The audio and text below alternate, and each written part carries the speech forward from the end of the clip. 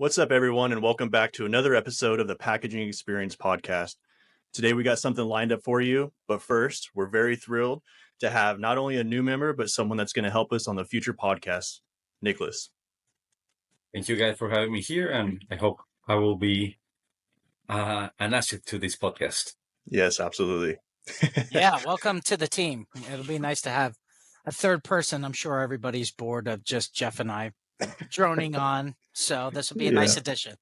Absolutely. So today we're going to be getting into good plastics and bad plastics. Some plastic is good and necessary for regulatory and or shelf life standpoint. So let's go ahead and get into it.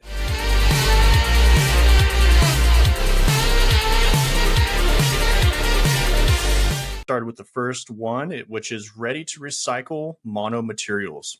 You guys want to start that one off? Nico, if you want to start that one, or do you want me to take that one? No, I guess you can start, but I would like to refer the good plastic versus the bad plastic more like a choice that everyone has. I would always like to see packaging as something that you need, but it's your choice to make it waste.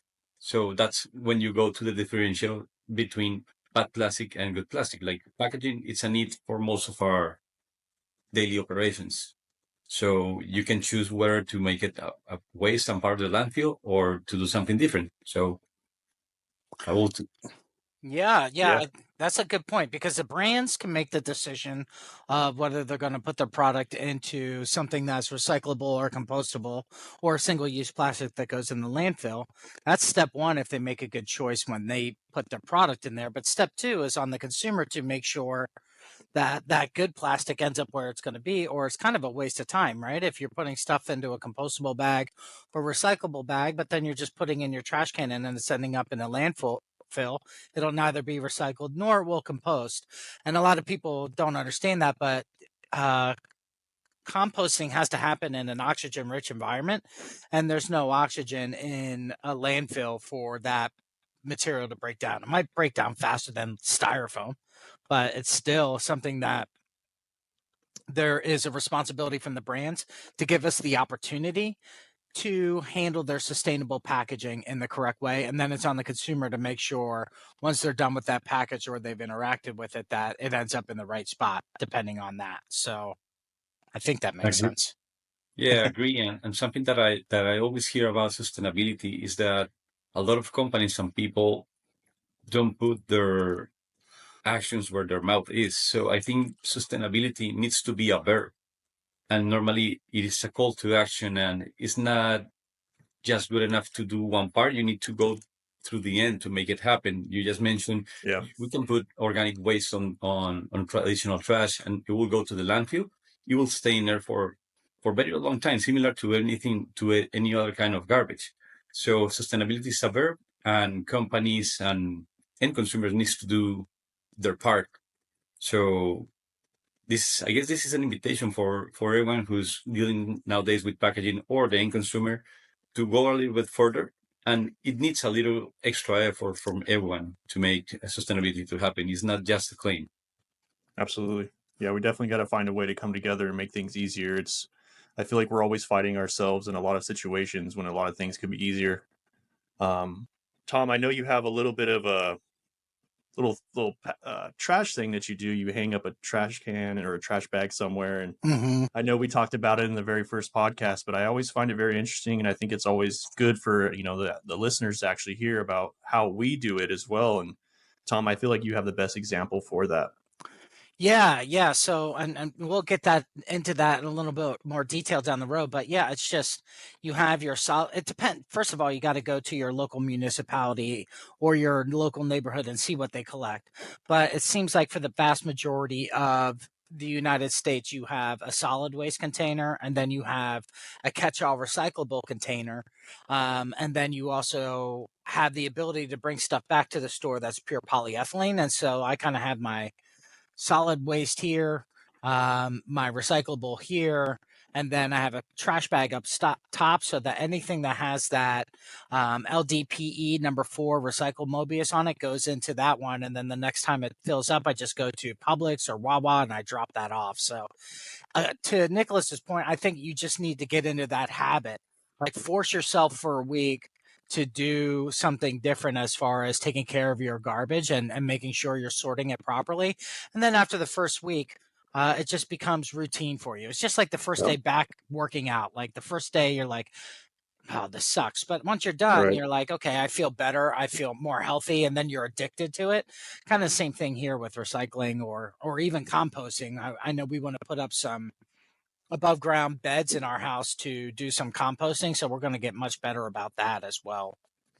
Yeah, that's Let, great. let's be fair with the end consumer. More than the first day of working out, I guess you need a month or two to start getting into the zone. And sustainability is similar to your metaphor of going to the gym and working out. It's not one day habit. You need to build the habit, and it takes time. But after you build the habit, it becomes unconscious, and you just do it automatically. But you need to start at some point and continue, even though it's a little uncomfortable at some points. Right. Yeah. Yeah. Maybe we should make people do sustainable goals for their New Year's resolution because the month of January, the gym is packed. But then Yeah. by February, half of the people fall off. So when it comes to sustainability, don't fall off. Just keep doing it. Go to the gym year round, not just January 1st through the 15th and quit. Yeah, exactly. Yeah, building that habit every day makes everything different. I mean, even whenever, like, let's just use the metaphor for the gym, like we're saying, it's, you go to the gym, you try something, you get sore, and sometimes you don't want to do it the next day. But sometimes if you build that habit, that it actually builds a lot of character in that next day and the next day and the next day and so forth. So I think that was, really good metaphor to use. Definitely the gym. So Yeah. New Year's resolution. So what were we Um, going to start talking about first, Jeff? Was it monomaterials, recycled to or ready to recycle monomaterials? yep, that was the first one. Yeah, so I mean, a lot of times, like a larger pillow bag or something like that might just be a pure PE bag anyway. But most of the time, especially if you're using some sort of automated filling equipment like horizontal or vertical form fill and seal that has a heat seal mechanism to it, it's usually going to be a mix of polyester or polypropylene and which are heat resistant, and then polyethylene for your sealant layer or like a heat sealable metallized polypropylene. And the reason that they do that is because you can hit polypropylene and polyester with a ton of heat and it just doesn't affect it. It doesn't melt the bags or anything like that. So it enables anybody using automated machine to maybe get like 60 or 70 bags per minute. So what people are doing with those laminated structures is they're swapping out the polyester layer, which is your print layer, and has all that heat resistance with MDO polyethylene. MDO stands for machine direction oriented. So if you could think you're blowing polyethylene and extruding it into a bubble, and then you stretch it in one direction, the machine direction, and you get all the polymer chains to line up in that direction, and it becomes a little bit more dense and increases the heat resistance of polyethylene. Is it as good as polyester? No. But you will have to tweak your temps. You might have to tweak your run settings down a little bit and not get quite as much throughput. But that is the most common thing that we're dealing with right now is replacing that polyester with polyethylene. Do you have any experience with that, Nicholas, in your past running pure PE structures? Not directly, but I have worked with different structures. And whenever you want to go to a more sustainable option, as I mentioned before, you need to go the extra mile. Maybe you need to lower the speed of the machine a little bit. Instead of 60 per minute, maybe it will be 55. And I know that a lot of companies invest a lot of money in revolutionate their machines to make it even faster, but you have to choose. And I will do the invitation for any brand. They spend a lot of money trying to be different from our companies that who does almost exactly same thing, correct? So yes, my apples are green, mine are greener, or I have a packaging that looks like this. So at the end, the differentiators are not so real. So with sustainability options, you can actually make a statement that it is sustainable, but also a differentiator among your competitors. We are using now this material, which is reducing X amount of plastic, or we're using this material that now is recyclable, ready to recycle, or we're using this material that is compostable. But that comes with a small sacrifice. But if you use that approach, that marketing approach, instead of seeing this as an expense, like I'm giving up this, you can say, okay, by investing this, what I'm getting is this differentiator. and you're going to be above your competitors. And it's important to understand that whoever start doing the right thing now, like going to the gym right now, it will be easy for them to maintain that pace instead of those who wait, using our gym metaphor, right? To wait a couple of years when everyone is already pumped out and you say, no, now I want to start. So big wholesalers and retailers are already demanding. So make sure that they're going to go to those who start first using these sustainable solutions, and the rest will need to try to catch up. So it's a good investment if you want to really differentiate from your competitor. So look at it as a marketing investment. You could be a passionate, sustainable CEO, or you can be a very focused, margin oriented and say, okay, this is the way that in the future will give us more money. So you can choose any path is good as long as you take any action. That's right. And I mean, all the studies that you see is like as I get older and older and the generations behind us, they're just way more in tune with sustainability than me being in Gen X, but the millennials, Gen Z, all those people are actually making buying decisions based off of a brand's perceived sustainable efforts, right? And we could go down a long road of greenwashing where people say that they're doing this or that, or are they really doing it? And another point about slowing down your lines that's interesting is that's a bit of a hidden cost with sustainability.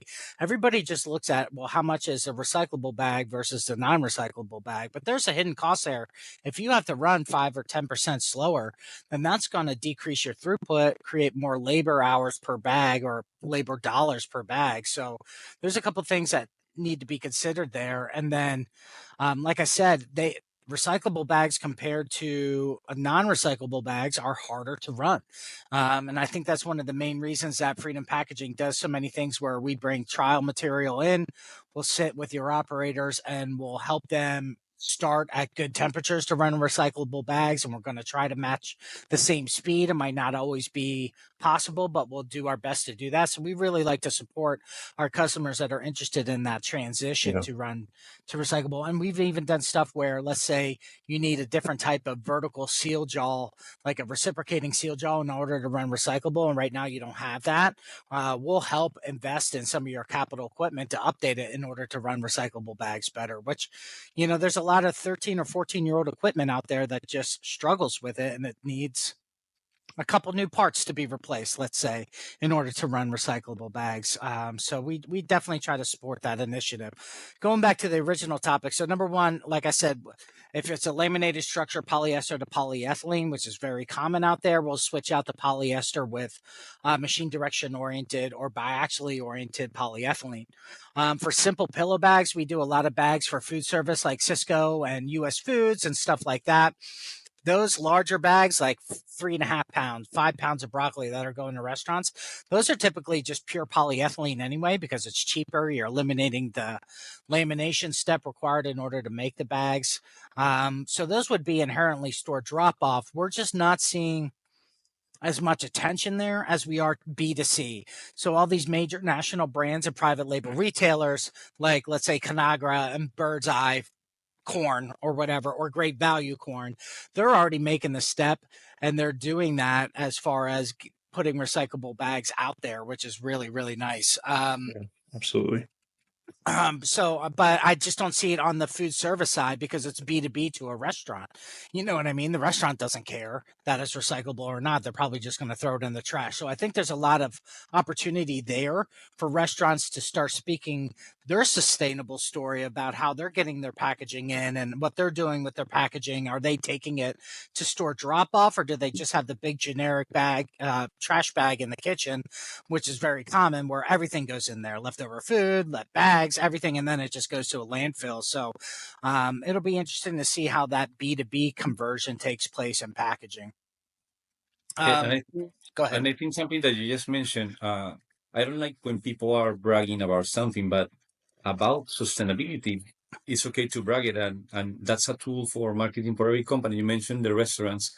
There's a lot of restaurants that are among others because of their sustainability efforts and what they're doing. So if they're going to do the effort, say it out loud, and that will give you more connection with the consumer. You mentioned that they're working, they buy and sell B2B. but what triggers the buying is B2C at the end. Their consumers are the ones who are going to be the receivers of their product. So if the end consumers knows that this special Italian restaurant among the thousands of Italian restaurants or Mexican restaurants, there's always a lot of competition. So this is the perfect opportunity to brag what you're doing because you're doing it for the right reasons. So brag for the Yep. right reason, I think is something that is completely worth it. I And as you agree. mentioned, restaurants have the opportunity to Likewise. leverage on that. Yeah, especially like the big popularity of farm to table restaurants. They always say that because we like to support our local community and get all of our ingredients local. But obviously, if you're sourcing all of your ingredients locally, then the carbon footprint involved of getting your ingredients would be way less than, let's say, you're buying strawberries that were grown in Chile, and then they have the price tag and fuel to get it from Chile to the United States, for example. But if you source that from 2 miles away, the carbon footprint would be way less. So I think there's an opportunity for those farm to table restaurants to say, yeah, think about the carbon footprint that we're doing there. Now, if we want to get into carbon dioxide and is it really pollution and all that stuff, I would love to sit and debate that all day long because I have a non-popular opinion on that, but that's for a different day. All right. So another thing that we can do, most of the time you see just standard pillows in pure polyethylene, but we have been blowing some pretty cool versions of polyethylene that have some rigidity to them to stand up. So that same polyester web that we're eliminating adds rigidity to the bag. So if you're doing a stand-up pouch or a double tucked side gusset bag for, let's say, like tater tots, right? And you see it kind of stand up and it's got the two gussets on the side. We can actually blow a specific type of polyethylene that has more rigidity to it. So you could get that double tuck stand up frozen item, but it would still be pure PE, which is pretty cool. And then I think the last one that we can also do is create demand, which is going to be our next subject is circular economy principles.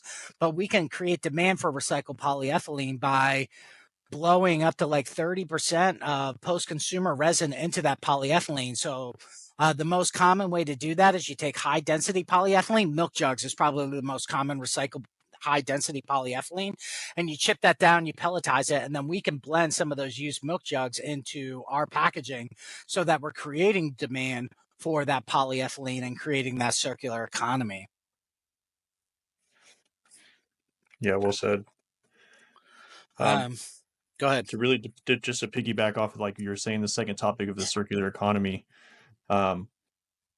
Realistically, I mean, whenever we were talking about how like whenever you start recycling certain materials and stuff like that, you can actually turn it into Trex decking. And Tom and I actually have a pep talk on Trex decking.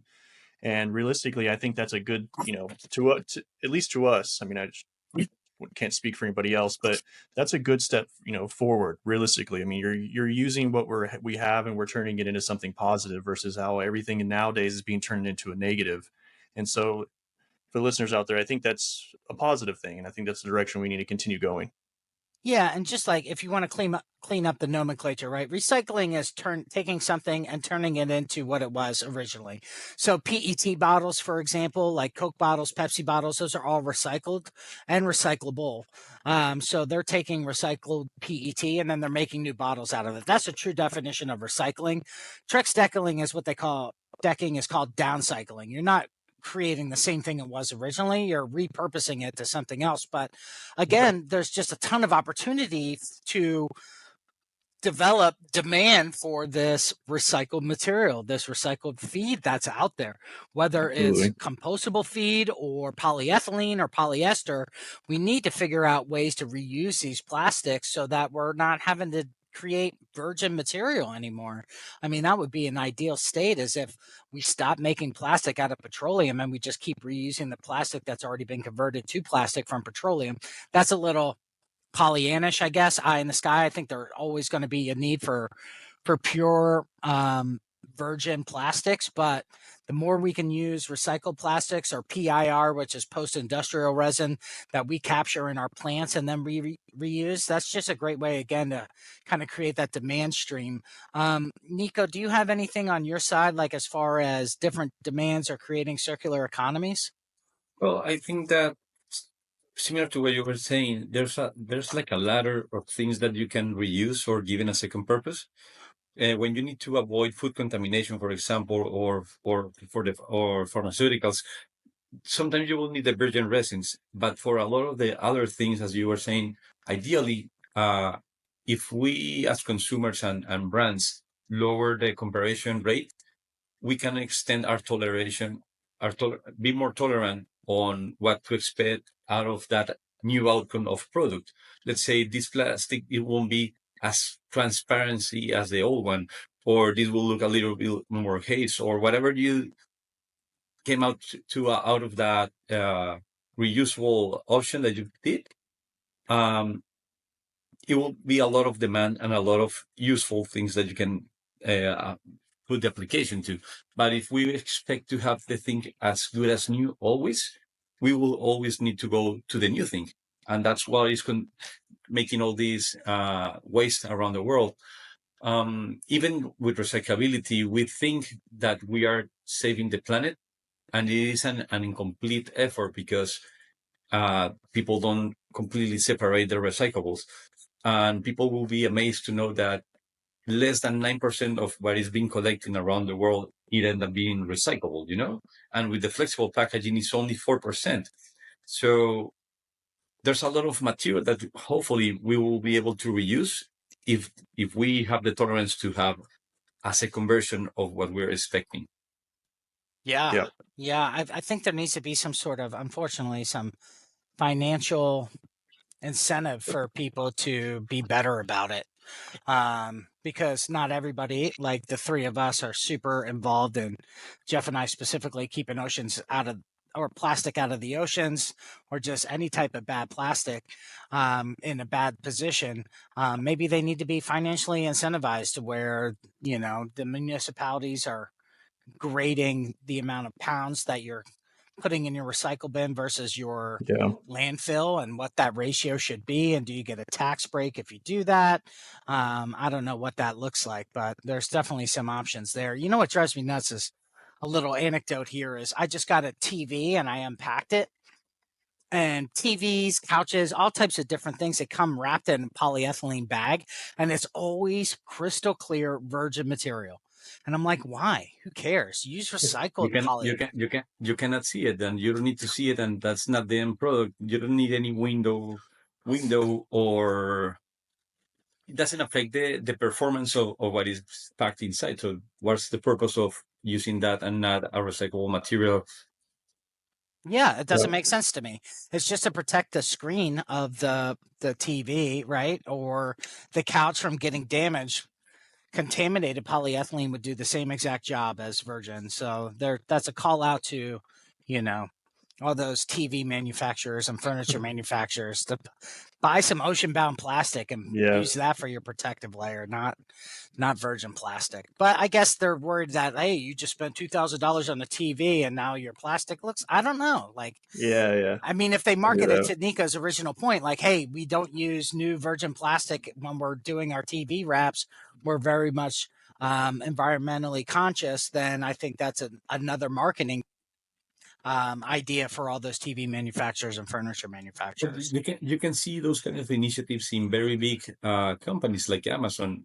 Remember, everything used to come always in boxes, and then the Amazon boxes start to say, now we're using this less cardboard box, and now we're using this bag, flexible paper, plastic laminated bag to reduce packaging. So if the big brands are doing it, they can put it on those tapes or whatever, like, hey, what is inside the TV is what matters, the rest is just for caution, something like that. So they need to take the extra mile again.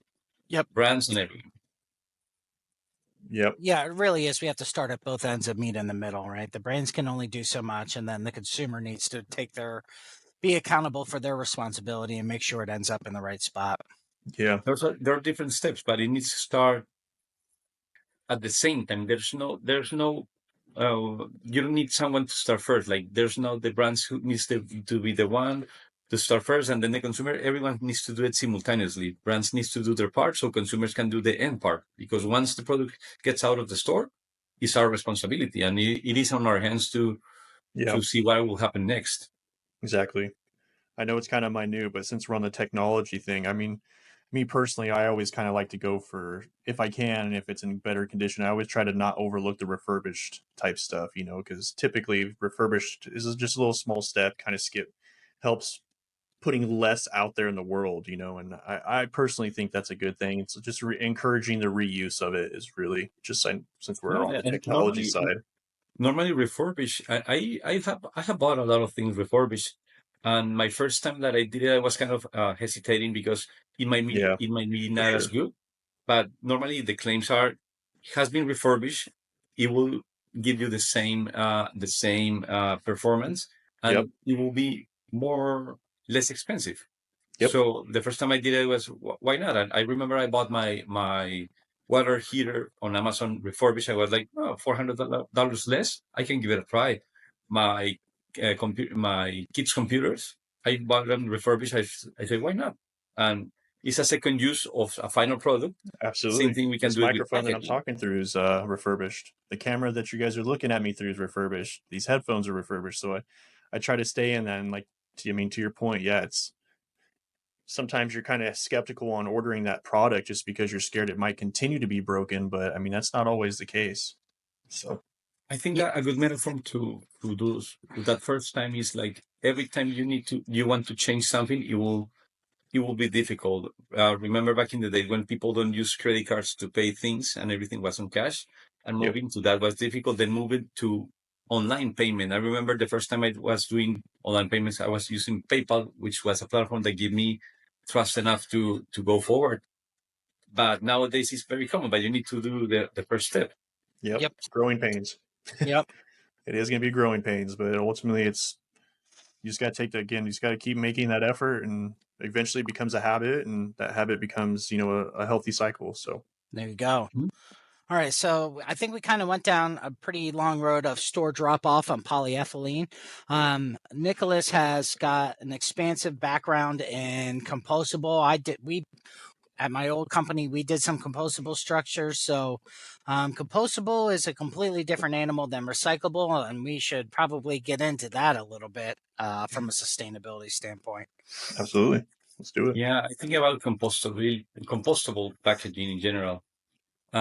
Imagine what electric cars were in 2010. Like everyone were aware of that. Everyone wants to be involved, but only a few leaders start to make the change. And nowadays, there's a lot of electric cars from different brands, and some of those brands succeed more than others because they start earlier. So compostability, unfortunately, needs a couple of more years to be in our daily basis. It needs regulatory and municipalities to be involved because your direct effort is not good enough, but that doesn't mean that you cannot start doing it.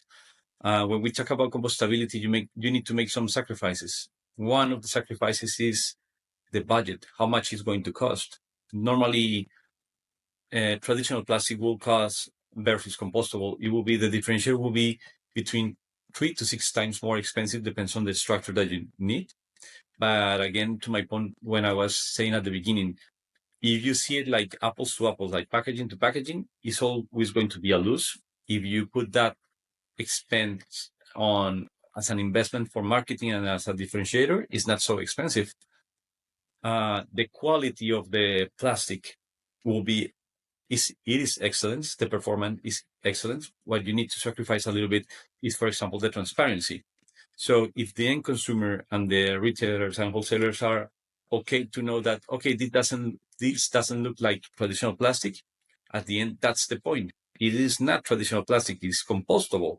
And it has a better outcome in that way that you can convert it into compost. So if you accept that tolerance, you can start using that. And once we go to the economy of scale and everyone is using it, the prices will go down and it will be an easy choice. But you need the help of municipalities. You need someone to collect. I live in Miami, and in Miami, there's no municipality initiatives to collect organic waste like what happened in California, for example. But I use a private company and I pay a small fee, $24 monthly, and they give me a bucket similar to those hardware. It's a traditional. It's a bucket that they pick it up every 15 days, and it's on me to do the extra mile. It's not so expensive. My family already is in the mindset of doing the right thing. My daughter, we always send to my daughter fruit on her lunchbox, and she told me at school they don't have a place to dispose the tangerine peel. So in her lunchbox, she always returning the peels of the fruit, and I found that lovely. And my daughter is 6 years old, so she already is getting the point of how to make a difference. So you can make the difference if you want, even though if no one else is trying to help you. You can choose when you go to the groceries. You don't need to pack vegetables in those small plastic bags. You can decide not to generate an extra consumption of those plastic bags, because what you do as soon as you get at home is to remove the fruits and vegetables from that bag and throw it away. If you're going to use those bags, hopefully at least they need to be recyclable or compostable to not make just extra waste. Yeah. Every small detail Yep. count. Let's say how much plastic you are going to avoid using if you stop using the straws. I don't use the straws anymore, and when I get them in the restaurant, and if they're coming wrapped in paper, I return them because they're not contaminated yet. I don't use those plastic bags that I told you from the grocery store.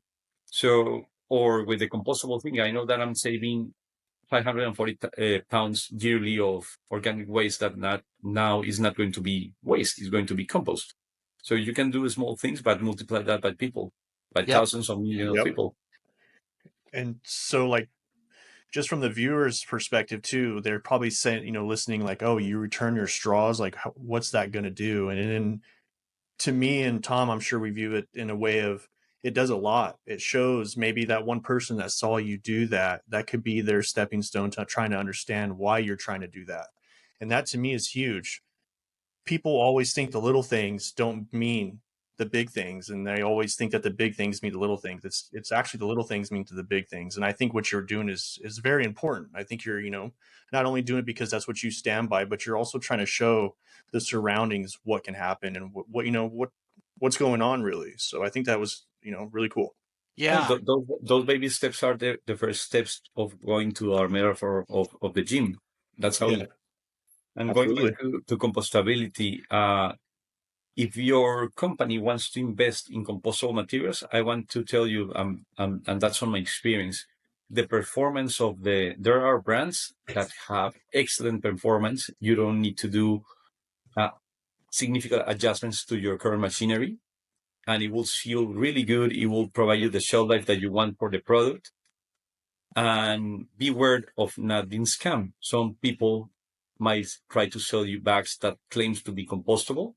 There Yep. are international Greenwashing. organizations that certify your structures or the structures of those companies who are creating the material. You can find in the US BPI, in Europe you can find TUB, also DIN Circle.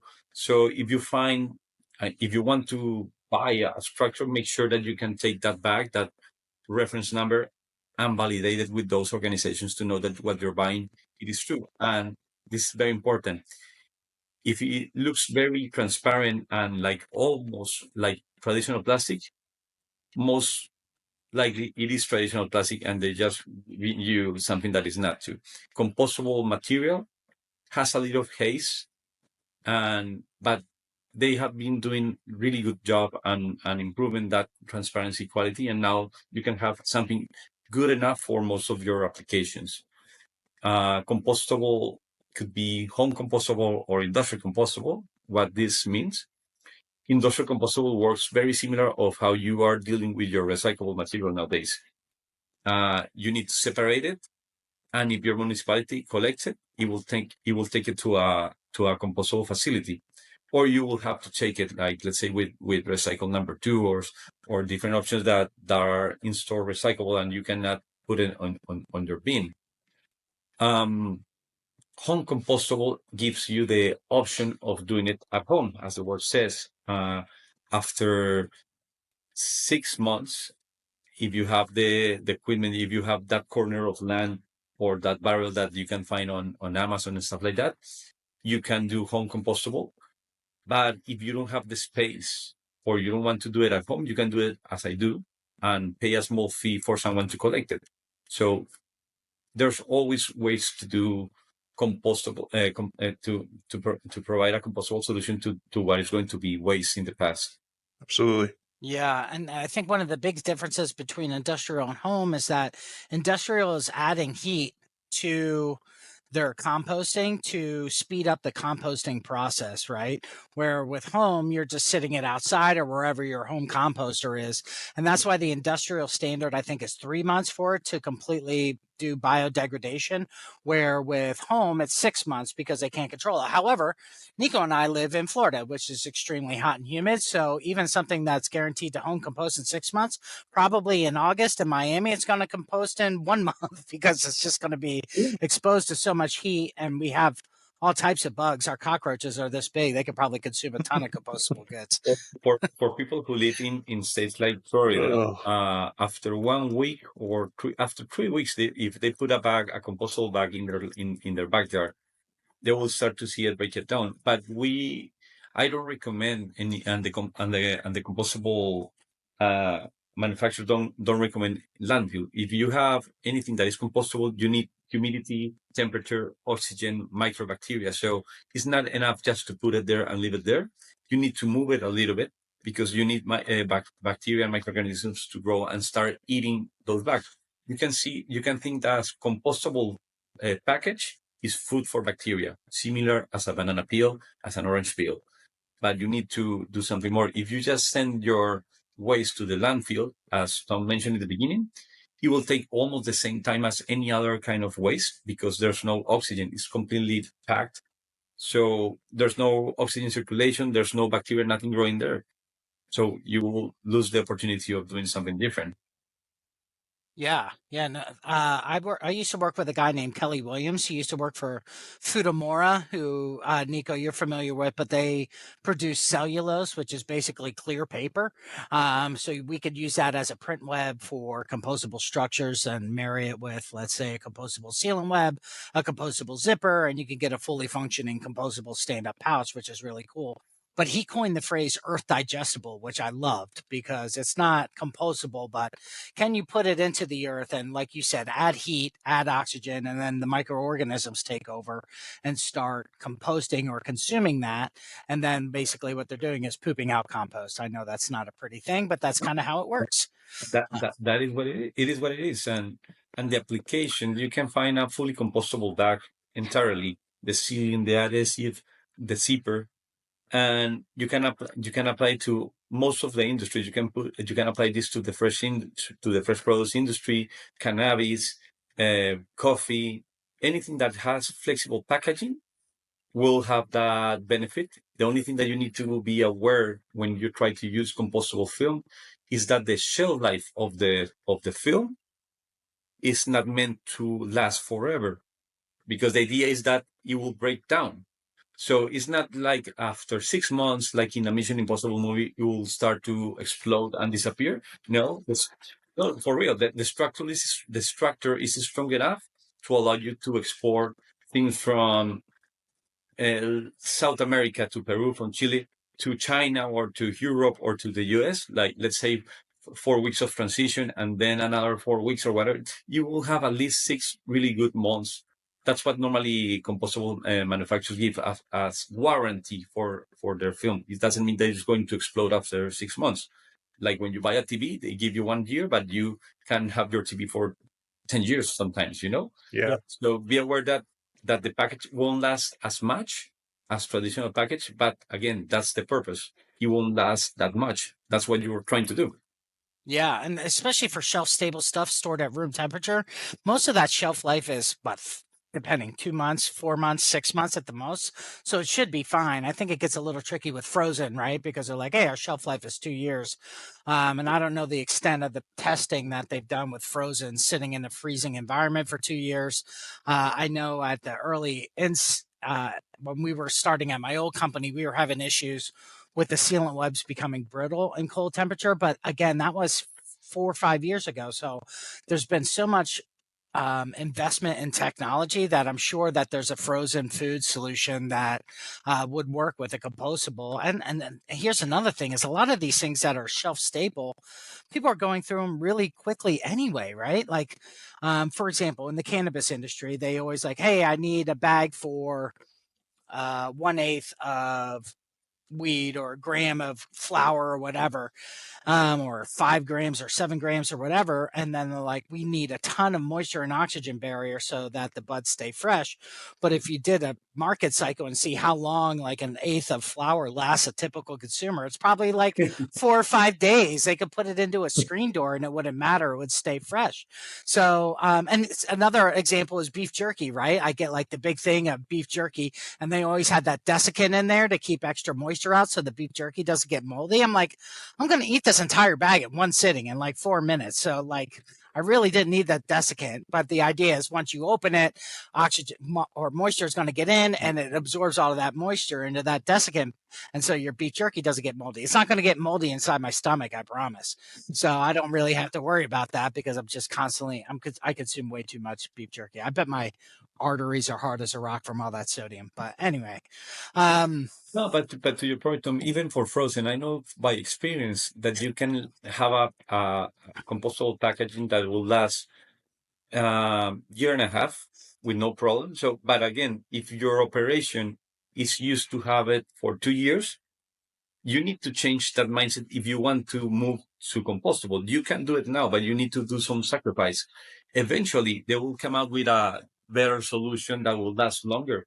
But for the moment, you can start with what you have, and you don't need to do it for this. I think this is the most important thing. You don't need to do it for your entire operation. Ideally, you will do it for your entire operation, but you can start with small steps. You can do one label, one SKU that says this is compostable bags, and you can play along with that and see how it behaves in the market with the consumers. And even though if it's not a commercial success, you are putting your actions where your mouth is, and you're already doing things when people or when the industry is ready. There's a saying, I'm sorry because I do a lot of translation. I'm from Colombia, so sometimes I translate what I know from Spanish to English. But there's a say from about lucky, like lucky is not about an outcome of faith. Lucky is to be prepared when the opportunity comes. So it's not, oh, please, I'm going to pray to have lucky. No, if I prepare myself for whatever situation, let's say I study for an exam, most likely I will have a good outcome. If I prepare for an interview, I might have a good outcome out of that interview. If I'm ready for when the opportunity appears and I'm already doing sustainable initiatives, compostable or recyclables, when those big brands that everyone is trying to chase and make them buy from you, they will say, okay, you're ready and you are in the front of the line versus all those who are in the back. So lucky is to be prepared for when the opportunity presents. And you can use that approach for most of everything in your life, especially in packaging, which is the topic of what we're talking today. That's an excellent point. Yeah, I don't know, like, I don't know if there's a direct translation for that, but yeah, it's like if you're prepared, luck isn't luck. You control your own outcome is basically what you're saying. It's like you weren't lucky to have a really good recyclable or compostable bag. You put in a lot of work and effort to be prepared for that change. Mm. Going back, so we already discussed, like going back to recyclable, that you might have to slow down your line slightly to get it to go through polyethylene. And then we did, I think it was our second ever podcast. I just want to reiterate it again, the dangers of recycled steam. And I'm just going to gloss over it really quickly, but typically what we do in the sealant layer with the polyethylene is we're mixing some cast polypropylene in there to raise the melt temperature of that polyethylene. That way, if you're cooking, 16 ounces of green beans in your microwave in a steam bag, there's no danger that you're going to get that bag so hot that it starts to melt into the green beans and you're consuming basically green beans covered in melted plastic. That would be bad. However, we can't put that cast polypropylene in when we're making a recycled steam bag because then it wouldn't be a monomaterial. It would be a blend of polypropylene and polyethylene. You can't recycle that because you can't separate them. So it's just important to know if you are doing recycled steam bags that it can only be like individual quick frozen, like broccoli, cauliflower, rice, cauliflower, green beans, like just one vegetable, nothing else. If you start adding like cheese or butter, any types of fats or greases, or if there's proteins in there, you are not going to be able to do that, because those proteins and those greases and those fats, they actually increase the steam temperature, because you're not just steaming water now, you're steaming water and oil. So as opposed to water steaming at 215 degrees, maybe now it's 240, and that's way too close to the melting temperature. Polyethylene at 260, and you run into that issue. So little disclaimer there. Recycled steam, or even PCR steam, to your point, Nico, where there's contamination and PCR resin, probably should not be heating up PCR content and cooking your vegetables in it. And that's where there's always going to be a draw for virgin plastic. I mean, the convenience of being able to cook vegetables in 5 minutes, especially where everybody's life is hectic. If you have kids, you get to the point to where it's like, I'm taking this kid to guitar practice and this kid to soccer practice, and you're running around, and but they still have to do homework, and you have like an hour and a half to get them to shower, do homework, and eat. The recycled steam bag is a godsend in that regard, but you just have to make sure you're not putting regulatory safety above sustainability, or you're looking dead in the eyes of a class action lawsuit. So just be conscious of that one. Yeah, I love my broccoli and cheese steamed in a bag. It is pretty convenient. Yeah. Well, 5 minutes and you got a full meal. At the end, it's a choice. I bought a lot of things that can be cooked on their bag, but I have never cooked them on the bag. I know that it saves me a lot of time, but in a way, it's good to have the option. But at the end, it's an option, and you need to choose. If you maybe the word could be wisely, like choose your battles. Not always cook on a rush. Sometimes slow cooking gives better outcomes on flavor, on the ingredients, and cooking on the stove versus the microwave. There's a lot of different things. So you don't always need to be in a rush. And if you're always in a rush, that's a very important message to you. Like, what do you need to change? Like there's some habits that needs to be changed. Yeah. So everything what happens around us is giving us message of how we live. And sometimes we need to take a small pause. Sometimes you need to take a small pause in the production line and of life to use a sustainable material. But sometimes you just need to take a break and take some time in the kitchen and cook a better, proper meal. I agree. Like the amount that we use our microwave now is so minimal, because we have a really nice tabletop convection oven, and then obviously our main oven is a convection oven too, if you're trying to cook a bunch. And I just feel like the air fryer route is such a nice way to go. Like I look at you like you're crazy if you heat up a slice of pizza in the microwave, because it's just going to be soggy and gross. French fries, same thing. It's like, what are you doing? Don't microwave French fries. They just become nasty. Yeah, they turn into spaghetti as opposed to French fries. So, yeah, and like that's a great point, Nico. Like, will brands have like, hey, in a rush, this is a single-use plastic, but you can microwave it. But if you have time for stovetop, here is our compostable or our recyclable version, and you can't cook it in the microwave. You're actually going to have to, God forbid, dump out the contents into a stove and heat up your stove, as opposed to just throwing it in the microwave. Yeah. Maybe microwave steam is going to be a thing of the past. Maybe the microwave phases itself out, or the fact that you can't really do a compostable, or a recyclable steam bag. Maybe the end user will stop demanding that. But you can have a compostable steam bag. That's something that yes, compostable steam bag, you can have it. Normally they have to put in the instruction like cut the corner or already has some punch holes to avoid to explode inside the microwave. But if you pay attention to what you were saying, if people pay attention to what you just mentioned about the instructions of the packaging, used to say microwave instructions, oven instructions, and nowadays a lot of brands are including air fry instructions. For me, it depends on taste and sometimes on what time I have. If I have the time, I used to put it at least in the oven. What I didn't like about the oven is that normally you need to preheat it and wait more time. So your anxiety comes like, I want it now, instant gratification. With the air fryer, I think that's a very good in between the oven and the microwave, because it doesn't need the preheated stage. So you can really heat your meals similar to what you do with the oven, but in a very faster way, and the flavor change a lot. So when you have time to enjoy things, it will taste better. Yep, Yeah, I yeah, those agree. air fryers heat up so much faster because you're now talking about like a 1 cubic foot area that you have to heat up versus your oven's probably like 8 or 9 cubic feet. So to get all of that air to get to temperature takes But forever. even the small ovens, I just bought an air fryer, a bigger air fryer, and I give away my small oven. That the air fryer, I have found that you don't need to preheat it. So it's about choices. I think everything that we have talked in this podcast today is about choices that you can make to make things different. But more than choices is that once you change your mindset, those choices are not so difficult to make.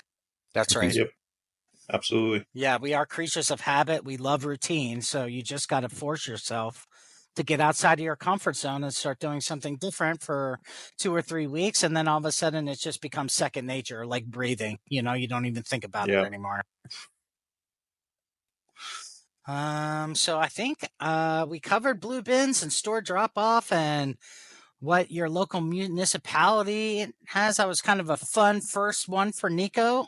Did we miss any important topics you wanted to cover? No, I guess the last and most important thing is that the end consumer need to take the time to read the instructions.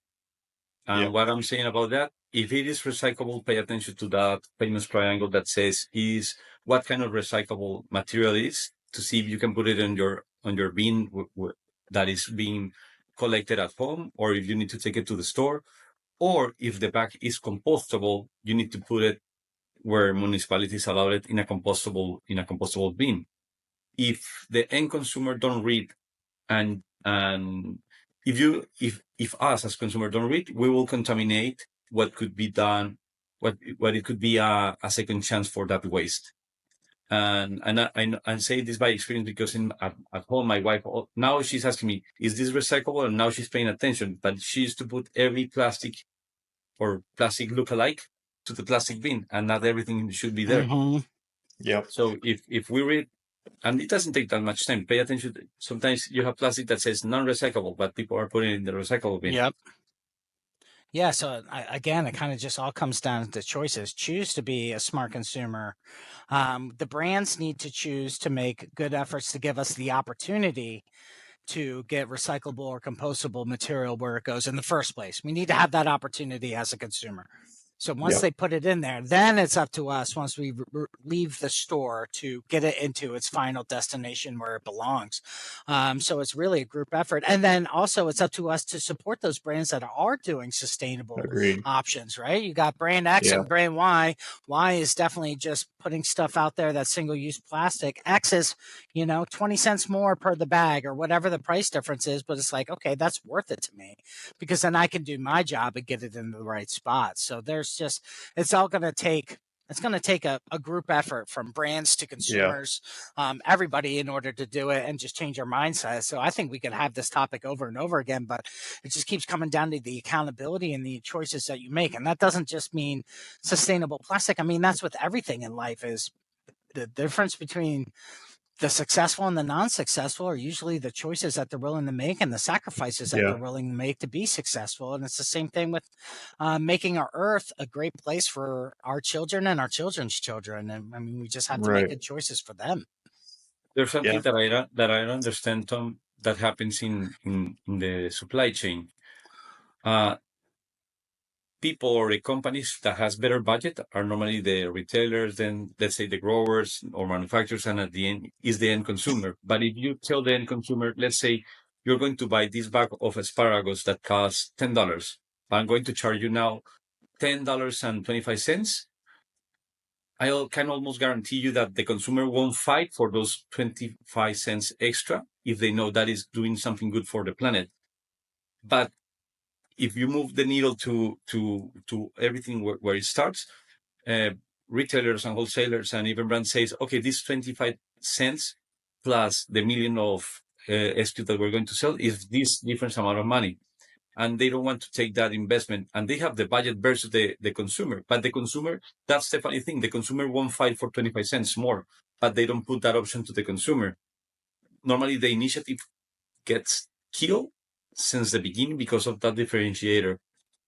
But do a survey. You'll see that most of the consumers won't fight for that incremental price. They prefer not to pay it. And it will be fair that company that has even bigger budgets than the consumers could take that part, but you can separate it, but don't kill it from the beginning, because that way you're not giving the end consumer an option. You just delivering what you choose before it gets to your door.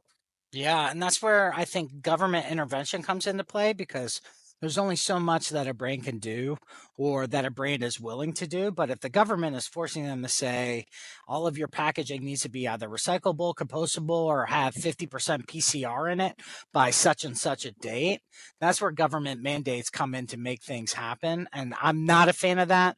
I'm not a fan of government controlling anything. I'm a big free market Yeah.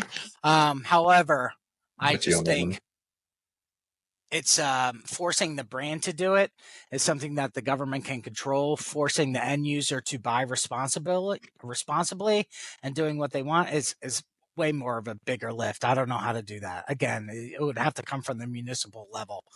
Yeah, let's use a Star Wars quote from Mandalorian. This is the way. That's There you go. or that's the only way that we will be starting moving the needle.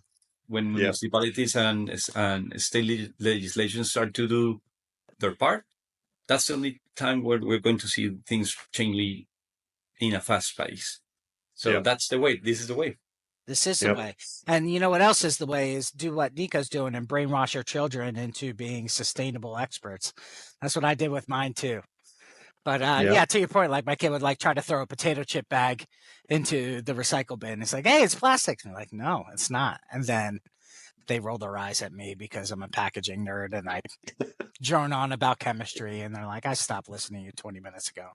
Like, as long as you put the plastic in the right spot, it's really good. If there's a Yep. Coke can in our garbage can or a soda can, an aluminum can, there's like, you're grounded. I guess that the brainwashing thing that you were saying is more like as long as you wake up curiosity on people's mind, they will ask. My kids all the time, especially my younger daughter, Dad, this goes in the black garbage or in the white garbage? The white garbage is the one that we use for recyclable. Because I live in an apartment, so I collect it in a white trash can, and then I put it in the recyclable bin without any bag. Some people put recyclable items on the traditional waste bag, and that's not recyclable. So use less plastic as possible. But my daughter always asks me in which can, the black one or the white one. And my son, by hearing that his younger sister is doing the same, he asked me the same. This one or the other one. And my wife now is asking me the same. In this one or the other one. And now we have three. We have the compostable bag, the compostable bucket, the traditional garbage, and the recyclable one. So when you put some seeds on their heads, they start to question and to ask. And that's the first step of changing things, I guess. Yep. Yeah, absolutely. Yep. Same thing with adults. You don't know what you don't know. And I think that's why it's so important to educate yourself on just all of this stuff and continue to try and learn it. I mean, just back to the reference of the gym. You're not going to go into a gym and know what every piece of equipment does right out of the gate. You're going to take the time to understand it, to look at it, what works best, what doesn't.